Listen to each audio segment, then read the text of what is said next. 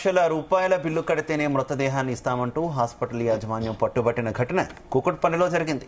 కూకట్పల్లిలోని omni హాస్పిటల్లో ఈశ్వరీదేవి చికిత్స పొందుతూ మరణించింది. మృతదేహాన్ని తీసుకెళ్లేందుకు కుటుంబ సభ్యులు హాస్పిటల్ యాజమాన్యాన్ని అడగ్గా ₹2,00,000 పైగా ఉన్న బిల్ చెల్లించి తీసుకెళ్లాలని తేల్చి చెప్పారు. ఇదేంటని ప్రశ్నించిన కుటుంబ సభ్యులతో హాస్పిటల్ యాజమాన్యం దురుసుగా ప్రవర్తించింది. దాంతో హాస్పిటల్ ముందు మృతురాలి బంధువులు బైఠాయించి ఆందోళన చేపట్టారు.